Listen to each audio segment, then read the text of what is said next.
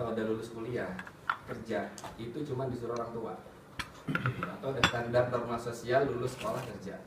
Kalau orang tuanya wira swasta punya toko, ya udah bikin toko, kira-kira kayak gitu, tapi tetap kerja, dia tetap berkarir. Jadi dari pengalaman saya jarang sekali orang yang baru lulus itu tahu mau ngapain gitu. Makanya slide tanda tanya ini sebenarnya mau ngapain sih setelah udah kerja, atau mungkin pengalaman kerjanya macam-macam ya. Ada yang baru, ada yang ini. Kalau muka-muka lama saya agak hafal kebetulan gitu. Ya, Mas Dana ini agak familiar ini ya.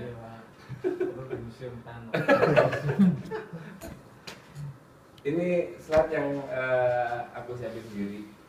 Jadi di bawah itu where are you, itu sebenarnya ini pertanyaan yang wajib ditanyain setiap tahun.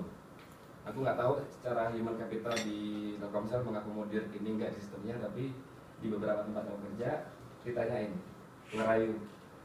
Terus where do you wanna be-nya juga di-define, where do you wanna be di 5 tahun, 3 tahun, setahun, berapa segala macam. Kadang-kadang di interview kan ditanya, kira-kira 3, 4, 5 tahun lagi mau jadi apa gitu kan. Seringnya kayak gitu kalau yang baru. Nah, kira-kira, dan kita sulit jawabnya, dan jawabnya itu pasti nanya yang lain apa jawaban yang kira-kira nampol, yang kira-kira seneng, intinya apa. Nah, sebenarnya kalau kita kembalikan lagi ke diri kita sendiri, ini luas nih aspeknya. Ada sosial, ada kantor, ada family, dan semuanya punya jenjang karir sendiri. Dan jenjang karir itu ujungnya sukses. Sukses itu adalah sesuatu yang dinamis. Jadi kalau mau ngejar sukses, pengen jadi dokter, setelah jadi dokter ngapain? Pengen jadi presiden, setelah jadi presiden ngapain gitu? Buat sampai SBY gitu. Nah, yang jadi di saat kita memilih mau jadi ngapain, mau jadi apa, kita tuh gak bisa pisahin satu itu, 3 itu terkait. Cuman kadang-kadang di saat kita ngobrol sama teman-teman sosial ngomongin kerjaan apa cuma sekedar sharing. Di saat di tempat kerja kita ngomong tentang sosial apa cuma sekedar sharing. Ngomong di keluarga kerjaan gini-gini juga sekedar sharing. Padahal di situ itu adalah ruang di mana kita bisa introspeksi, di mana sih kita compare sama yang lain. Nah, akhirnya ini aku tulisin semua, aku sebarin di sini bahwa ini adalah variabel-variabel yang menentukan ini jalannya bisa ke sana. Baik di sosial, office, family. Saya kasih contoh. Di family itu career path-nya itu apa? Nikah, punya istri 1 atau lebih, itu bisa didefinisikan sebagai kriteria sukses. Gitu. Jadi kriteria sukses itu tergantung individunya. Punya anak bisa punya tabungan, bisa nyekolahin anak, nungguin anak lulus, punya tabungannya cukup, anaknya nikahin. Kira-kira itu standar yang udah di set orang tua kita dari dulu. Sadar nggak sih sebenarnya karir path kita udah di set sama orang tua. Kalau kita mau lebarin lagi orang tua juga di set dari mana? Sosial, karena norma-norma itu berlaku secara sosial. Yang belum nikah pasti ditanyain, yang sudah nikah juga ditanyain punya anak, udah punya anak belum, anaknya yang udah punya anak gede tanyain anaknya sekolah di mana, segala macam. Itu pertanyaan jenjang karir. Kalau aku samain di kantor, pertanyaannya adalah yang kalau ngomongin kaitan sama norma sosial, udah jadi apa lu sekarang, manajer, berapa tahun lagi ketemu sama teman-teman SMA, udah jadi apa, VP, direktur, apa segala, pertanyaan masih di situ. Jadi sebenarnya karir itu sudah di set oleh lingkungan sehingga kita lupa sebenarnya mau ngapain. Contoh, ternyata di kantor itu jalur profesional. Gitu, profesional itu nggak ngomongin struktur, tapi kalau tanya sama sosial, lu udah jadi apa sekarang? Jadi DBA certified apa itu? Gitu. Gak ada makan sosialnya. Jadi Pak RT bang. Nah, akhirnya di sosial pun ada nih, mau RT, RW, tokoh agama, apapun lah di sini. Jadi pokoknya jadi tokoh di sini. Nah, apapun karir plan itu, apapun karir path-nya perlu dibikin plan-nya. Artinya di sini kita mau ngapain, di sini mau ngapain, di sini mau ngapain. Gitu. Dan masing-masing ini setelah kita definisiin, di skill mana yang kita perlu belajar, yang perlu kita perkuat. Aku kecilin, aku sempitin dulu ya. Saya ngomongin konteksnya kantor. Kantor itu biasanya di unit manapun itu ada tugas sama tanggung jawab. Di saat kerja, salaman sama HR, ketemu sama bos, dikasih ini job desk gitu. Rata-rata kayak gitu. Atau di brief, job desk lu gini. Kalau baru masuk job desknya technical, eh, monitor server atau apapun kalau konteksnya ini, atau ngetik apa dan lain sebagainya, mudah. Tapi setelah itu dikuasai terus mau ngapain? Gitu. Nah, yang paling mudah di saat awal-awal itu adalah yang paling gampang ada yang lihat role model. Role model itu siapa nih yang kelihatannya secara leadershipnya oke, secara komunikasinya oke, atau hokinya bagus gitu misalnya, atau orangnya kerja keras, atau orangnya kelihatan passionate, atau soft skill komunikasinya segala macam bagus. Itu kita ngeliat role modelnya dulu. Nah, ngeliat role model ini jangan mengasosiasikan diri kita sama orang ini. Oh, ini adalah, oh ini bagus komunikasinya, bagaimana sih cara dia komunikasi? Oh, ini bagus cara problem solvingnya, gimana sih dia cara problem solvingnya? Hal-hal seperti itu dipelajari, dipetik, sehingga karakter diri kita sendiri juga berkembang. Gak ngikutin karakter orang, karena kalau kita cuma ngopi karakternya orang, kita menjembat terus, gak akan pernah ngejar, karena kita karakter kita sendiri yang sebenarnya strong itu kita tekan. Kira-kira seperti itu. Aku ulang lagi dari awal. Jadi di sini di-define bagusnya di awal tahun, anggap aja resolusi tahun baru. Akhir tahun yang mestinya apa, dan regularly setiap quarter secara sadar harus dicek. Udah sampai ini belum? Contoh kalau mau karirnya profesional, plan ngambil certification-nya apa? Kalau mau struktural, belajar ini, kalau ini staff, supervisor, tanggung jawabnya apa sih? Gitu, mesti ngapain sih? Itu dipelajari, diperkuat, cari contoh-contoh yang lain. Manajer, tanggung jawabnya apa sih? Yang dibeban, yang dikasih sama GM-nya, gimana sih gue bisa carry responsibility yang sama si manajernya? Dipelajari. Manajer banyak, GM banyak, VP juga banyak. Pilih role model, ambil aspek-aspek. Ini aku sederhanain, banyak aspek lain yang sebenarnya bisa jadi variabel, tapi umumnya ini yang impact. Contoh leadership. Kalau ini leadershipnya bagus, bisa mengkoordinat teman-temannya, pasti sering apes disuruh ngelit teman-temannya. Pasti itu udah kutukan orang yang leadershipnya bagus di posisi apapun. Komunikasinya bagus, pasti disuruh lu aja deh yang ngomong, lu aja deh yang ngomong. Attitude seperti itu memang secara organisasi, secara timnya itu komunikasi jadi lebih bagus, jadi lebih benar. Jeleknya apa? Kita sendiri nggak belajar untuk mengembangkan skill komunikasinya.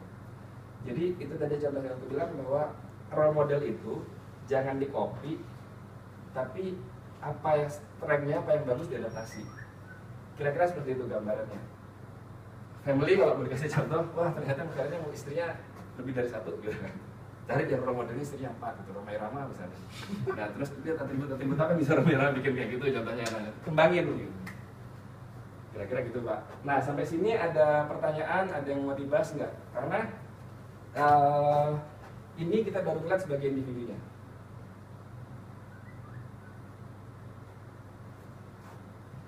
Gitu. Nah artinya kalau saya terusin lagi ya, mau apapun sukses kriterianya, apapun career path atau jenjang karir yang ditentukan, leadership terhadap diri sendiri itu adalah tantangan yang paling basic.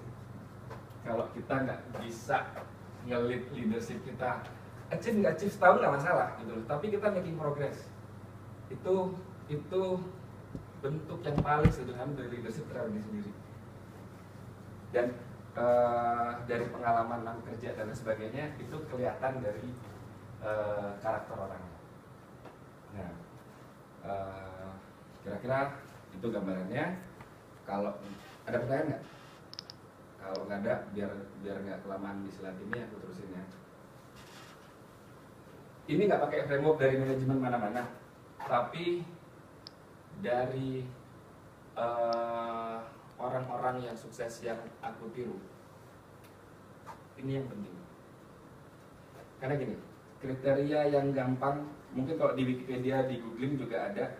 Sukses itu adalah satu level tertentu yang kita pengen kita capai dari sisi materi, penghargaan dari orang lain, atau karir.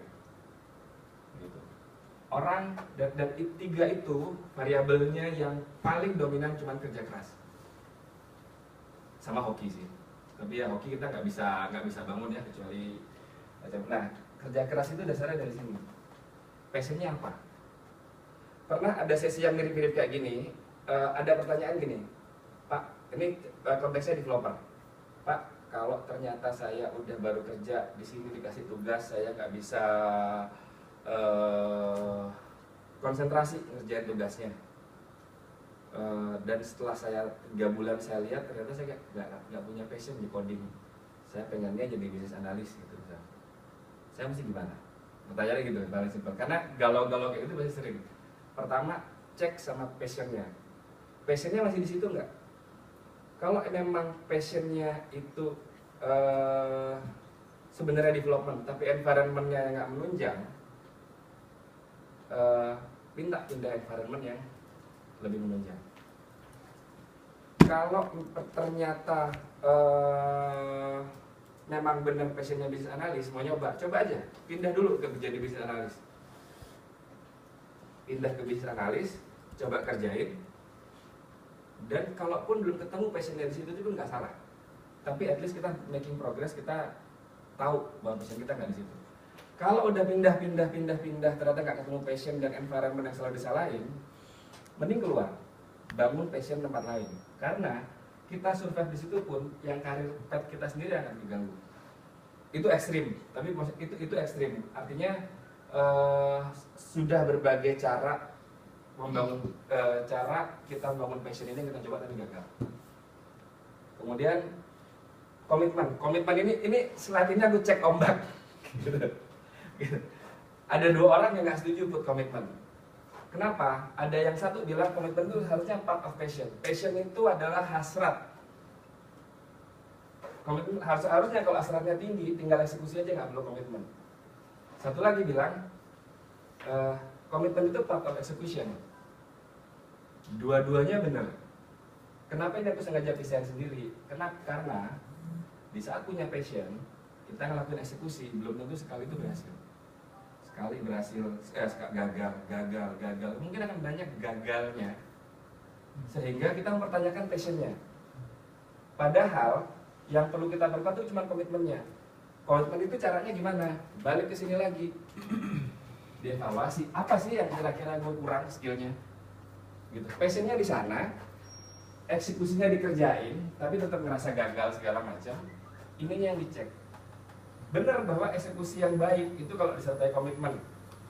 Passion yang efektif itu kalau ada komitmen, benar. Tapi mesti dipisahin. Kenapa? Di satu titik kita melakukan evaluasi, kita mesti bisa mapping masalah gue di passion, di komitmen gue, atau di execution. Karena di dunia kerja, kalau kita nggak punya leadership ke diri kita sendiri evaluasi ini, yang paling mudah adalah nyalain environment. Dari environment, direction dari bosnya nggak jelas, kerjaannya dadakan dulu, nggak dikasih kesempatan ngembangin karir, nggak dikasih training, nggak dikasih apa, banyak. Tapi balikin lagi ke sini. Kenapa komitmen? Banyak dari hal ini, dari sini yang bisa dipelajari sendiri sebenarnya tanpa training dari luar. Yang paling gampang cari role model.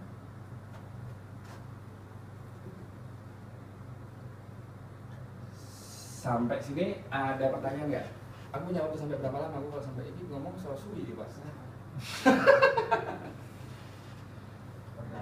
Oh iya, gimana Pak moderator?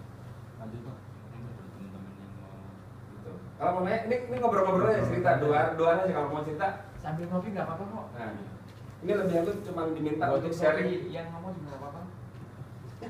Boleh, batinnya di rumah aja Pak.